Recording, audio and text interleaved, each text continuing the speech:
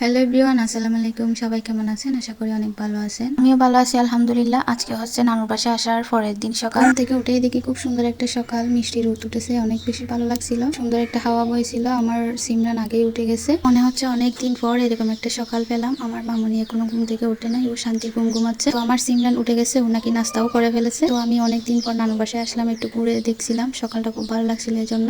আবার কখন আসি তো জানি না। এই চারাগুলা লাগিয়েছে আমার ছোট মামা। আমার ছোট মামা কিন্তু অনেক শৌখিন মানুষ একজন, নিজের হাতে এই গাছগুলোর আগাছা পরিষ্কার করে অনেক বেশি যত্ন নেয়, অথচ উনি একজন উচ্চশিক্ষিত মানুষ। আমার মামাদের মতো মামা পেতে ভাগ্য লাগে। আব্বুকে হারানোর পর আমার পরিবারের উপর একটা বট গাছের ছায়া হয়ে আছে আমার নানুর বাড়ির পরিবার, আমার মামাদের পরিবার। তারা না থাকলে আমার আম্মুর মানসিক টেনশন শেষই হতো না। আর বাড়ির এদিকে একটা পেঁপে গাছ আছে, অনেকগুলো পেঁপে ধরেছে, কিন্তু সবগুলাই কাঁচা। আফসোস ছিল একটা পেঁপে খেতে পারলাম না, পাকা পেঁপে। ব্যাপার না, পরের বার আসলে খাবো ইনশাল্লাহ। কিন্তু নানুমণি বলতেছে পেঁপে পাকলে আমার জন্য পাঠিয়ে দেবে, এই পেঁপেগুলো নাকি অনেক মজা। এই যে এই দিকটাই কিন্তু অনেক কলা গাছ ছিল, এই বাড়িটা করার আগে আর কি কলা বাগান ছিল অনেক বড় একটা, অনেকগুলো কলা গাছ ছিল। বাড়ি করার সময় সবগুলো কেটে শেষ করে ফেলছে, এখন নতুন করে অনেকগুলো গাছ রোপণ করছে।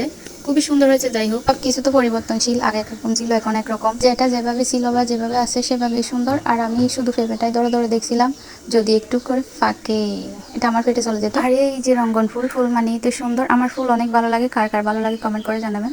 তারপর চলে গেলাম ছাদের উপরে, ভাবছি ছাদের উপর থেকে একটা ক্লিপ নেই। দেখেন কত সুন্দর লাগছে, চারিদিকে সবুজ আর সবুজ, কি সুন্দর মাশাআল্লাহ।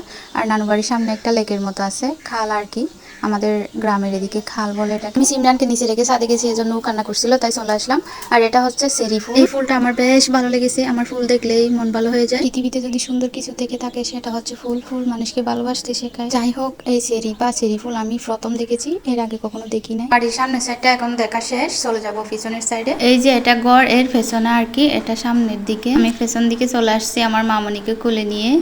আগে এই দিকটায় অনেক বড় একটা পুকুর ছিল, এটা ভরাট করে ফেলছে। ওই পুকুরে ছোটবেলায় কত সাঁতার কেটেছি, খুব মিস করছি। আর এই যে আমার ছোট্ট মামনি, ও তো অনেক বেশি খুশি হয়ে গেছে, কারণ ওকে নিয়ে তেমন একটা বের হয় না। আর এই যে একটা পুকুর, এই পুকুরের কাহিনী হচ্ছে, আমি যেখানে দাঁড়িয়ে আছি এটা ছিল পুকুর, এখন ভরাট করে ফেলছে। আর এটা ছিল ধানের ক্ষেত, এখন এটা পুকুর বানিয়ে ফেলছে। আর এদিকে দেখি কয়েকটা কাঁঠাল ধরছে, দেখে আমার খুবই খুশি লাগছিল। কিন্তু খুশি হয়ে কি হবে, আমি তো একটাও খেতে পারবো না, কারণ এগুলো কাঁচা ছিল, পেঁপেও কাঁচা, এখানে কাঁঠালও কাঁচা।